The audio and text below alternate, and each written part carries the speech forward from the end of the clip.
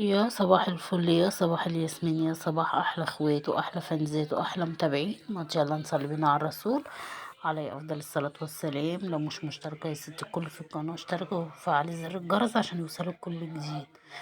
والله انا ما كنتش هصور ولا كنت هعمل اكل النهاردة. انا كنت تعبانة جدا جدا، دراعي اليمين حرفيا تعبني وموتني والله من الألم ووارم. والحمد لله على كل حال. أنا صعب عليا الولاد وقلت لهم اتغدوا بقى مربى أو جبنة أو بيض. خلاص أنا لقيتهم لايصين. أنا ما كنتش النهاردة هقف خالص ولا هعمل أكل ولا كنت هعمل أي حاجة خالص. انا كنت قلت اريح كده خالص من كل حاجة. لقيتهم بقى صعبوا عليا، اللي عمال ياكل معرفش وياكل قلت لا هيلوسوا. وانتوا عارفين بقى الولاد والصبيان. والحمد لله على كل حال، والحمد لله على اللي ربنا يدهنا. وربنا يا رب يشفي كل مرضانا يا رب، وما يحوج حد لحد ولا يتعب حد خالص ابدا ولا يرقد اي حد. يعني بصوا انا الحمد لله ربنا يديني الصحة ويخليني لولادي يوم. حسيت ان هم هيلوسوا والدنيا هتضيع بيهم. قلت لا على بقى ما منهاش الواحد يقوم كده ويستعذ من الشيطان ويقف كده وربنا يديله الصحة ويعمل لولاده بقى كل حاجة. انا كان عندي كل الحاجات دي. الاكل ده كله كان في البيت. يعني شايفين الحمد لله الحاجة برضو بتنفع ودايما بيتك مستور.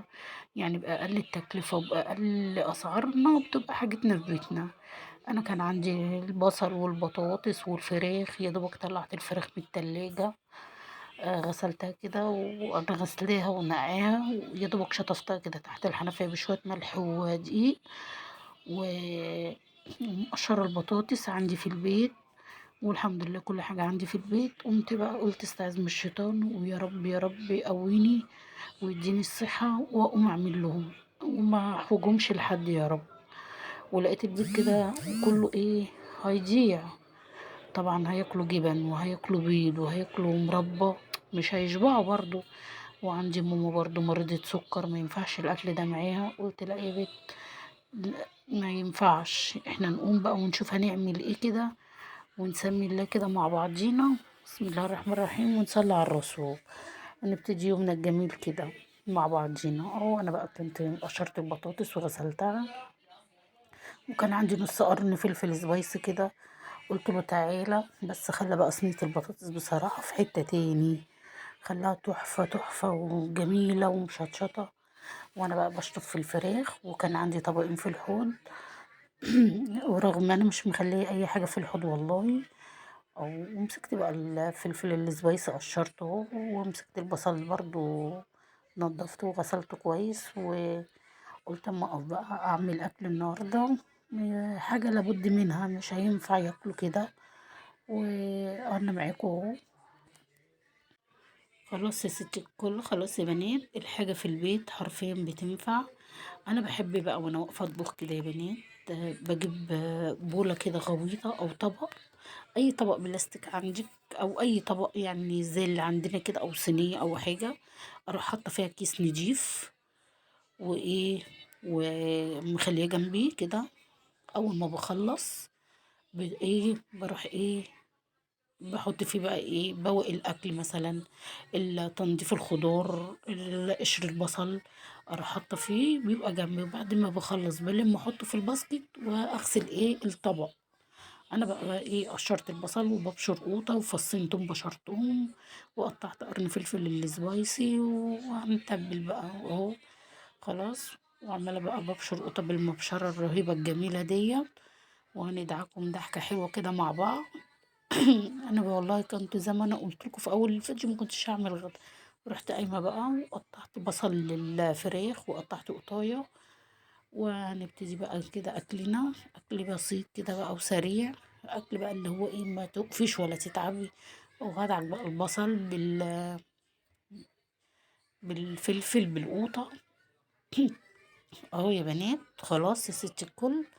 اهو انا بقى ايه، وهنزل عليهم بالبطاطس بقى، وهنزل عليهم بالتوابل بالبهارات والملح والميجي. واديتهم قطايه بقى، لقيتها كده على الرخامه جنبي، قلت لها لا تعالي هتفضلي تعملي ايه، تعالي جنب اخواتها. وايه، خدت بقى الحاجه في البيت بتنفع. خليكي كده ست كده الحمد لله، شاطرة ومدبرة بيتك ومنظمة بيتك، يعني يوم زي كده مش قادرة تنزلي لا تطلعي وتعملي. بحيث ايه، مش قادرة السوق، انا بعت بس ابني بس هو اللي جابولي السنة العصفور، حطيت بهارات، حطيت ورق لورا مطحون، حطيت ملح، فلفل اسود، مرق الدجاج او كل ده اهو، حطيته على البطاطس هنديها ضحكة حلوة كده مع بعض. وهتطلع بطاطس بقى ايه، انا مش هسويها من فوق، انا بس باخد الفراخ غلوة كده عشان عايزة الشوربة بتاعتها. او حطيت مرق الدجاج، او هديله بقى ادي كده، ادي بقى ادعكي كده زي ده، ودراعي واجعني وانا عمالة ادي. او بصوا بقى، شايفين بقى جمالها ولونها، هتطلع بقى تحفة تحفة. خلاص انا بقى بغسل ايدي وبغسل الطبق. بصي يا بنات، حاولوا كده نذكر ربنا واحنا واقفين، ونحمد ربنا على اللي ادهولنا، ونقول الحمد لله فضل وعدل من عند ربنا. وربنا اهم شيء، اهم شيء الصحة قبل كل شيء. ربنا يدينا الصحة وربنا يدينا القوة، ونفضل نسند نفسنا بنفسنا. وربنا يدينا القوة نشوف ولادنا طلباتهم ايه، وما يحوجناش لحد. ودايما كده يبقى بيتك مستور زي ما احنا كده واقفين. والحمد لله انا ما قدرتش انزل السوق خالص خالص حرفيا النهارده. انا بس ما بعتش، جبت من تحت، كنت عايزه اعمل شوربه سنة عصفور، ما لقيتش، بعت ابني بس جاب لي بس ربع كيلو وعملته. خلاص انا بقى ايه، ببشر قوطه وبصل. جزء سلقت الفراخ، وجزء عندي بياكلوا مشوي، هو طلبات ولادي انا كده. هو اكلنا كده، واكل بسيط خالص، واكل يعني عادي، اللي هو ايه، تقليدي يعني، ما فيهوش ولا حاجات يعني.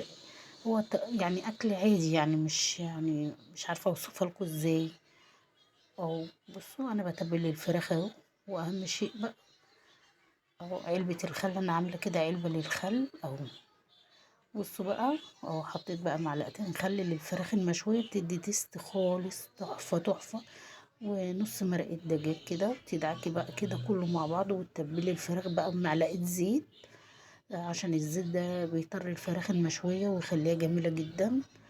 اهو يا بنات، خلاص انا بقى ايه، شطفت الفراخ نقيها برضو، او هفتحها بقى بالسكينه كده عشان لما ايه تيجي تشويها، انا بشويها نيه عشان عندي مروان ابني لو ما كلهاش نيه بيعرف، لو كلها مسلوقه ما يحطهاش في بقه ابدا، او حسب ما اتعود بقى، او حسب ما هو. انا بفتحها بقى كده عشان لما اجي ايه التتبيله تخش فيها، ولما اجي اسويها تبقى تستوي معايا.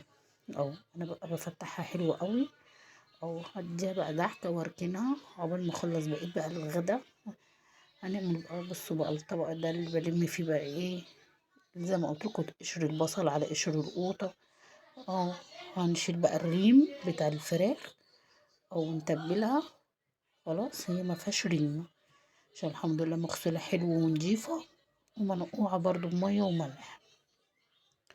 اهو يا بنات، هنحط لها بقى ايه، مرق الدجاج، وهنحط معلقه ملح ومعلقه فلفل اسود، ونسيبها بقى تستوي مع راحتها، ومعلقه ورق لورا. خلاص يا بنات، هو انا ايه، حطيت شويه شطه للبطاطس، هي الشطه مش حاميه يعني، انا جبتها لقيتها مش حلوه مش حاميه. خلاص او جبت بقى الحلل بتاعتي بقى، وهنبتدي بقى ايه الشغل على اصوله. خلاص بقى قمتي بقى وتشجعتي، خلاص بقى هتقفي وتكملي يومك بقى، وهتعملي ايه، ربنا يقويكي ويديك الصحة عشان خاطر ولادك. حطيت جزء من الفراخ كده، خدتها نص سوا، وهدخلها بقى الفرن بشوية شوربة. اي بصوا خلاص اهي. وهنعمل بقى ايه، الشعرية، هنحمر الشعرية عشان نعمل شوية رز كده، او لقمة في البيت حلوة. قلت هيجيبوا سندوتشات من بره بكام، هيجيبوا غدا من بره بكام، هيعوزوا عشاء هيعوزوا غدا، قلت الدنيا هتبوظ لو راحوا انا ما عملتلهمش اكل النهارده في البيت. انا قمت كده واستعذت من الشيطان وسميت الله كده وقلت الحمد لله يا رب، يديني القوة والصحة والعافية عشان اقوم اعمل لولادي الحاجة وما يحتاجوش لحد، وربنا يخليني ليهم. وهو خلصت بقى الغدا في ثانية الا ثانية، طالما الحاجة بقى الحمد لله في بيتي. هي بس بصراحة البطاطس بقى اللي خلصت من عندي، قلت برضه بكرة ان شاء الله بنزل السوق اجيبها. الحاجة في البيت نعمة وكنز، والحمد لله على كل حال. ربنا يدينا ويرزقنا ويهدينا. وشكرا قوي قوي على كوبونتكم الجميلة، وما تحرمش منكم يا رب. وكل اللي انا حمرا اهو يا بنات بقى شوية الشعرية وشوية السلة عصفور، ايدينا هنا وايدينا هنا، الدنيا هتخلص معانا كده على طول. وغدا سريع كده وغدا حلو واقتصادي برضو، والحمد لله على كل حال. خلاص يا بنات، خلاص يا ست الكل. وزي ما انا قلت لكم الحاجة في البيت نعمة، ونحافظ برضو. اهو انا بقى كده عملت شوية الشعرية معاكم على طول. نحاول نقرب من ربنا كتير يا بنات، شايفين، ونقول لا حول ولا قوة الا بالله العلي العظيم. هتلاقي يومك مشي. ونخلص برضو غدانا والاكل قبل ما الولاد يجوا ويطبوا علينا، وتبقى كارثة عليك يا ماما، احنا عايزين نتغدى يا ماما، لا احنا هنجيب اكل من بره، احنا ما ينفعش كده. لا، بدل ما تنامي الصحيان بدري حلو، بيخليك تخلص كل اللي وراكي وتشوف مصلحة ولادنا. ولادك عايزين يذاكروا ويراجعوا معاكي شوية، يا ماما يلا ذاكري لنا، تعالي يا ماما اكلينا. معانا اطفال طبعا ومعانا كبار، ربنا يخلي ده وده. وزي ما انتوا شايفين بقى اليوم مفهوش والوقت مفهوش، والحمد لله على كل حال. واحنا بقى خلاص كده بقى خلصنا الغدا بدري. انا كان حوالي كل ده قبل العصر عشان الحاجة عندك في البيت، والحاجة كده بدرية منسية. خلاص يا بنات، واحنا ولادي جم من الدروس وبنتغدى اهو. تعالوا اتفضلوا معانا بألف هنا وشفا على عيونكم وعلى قلوبكم، ومع السلامة.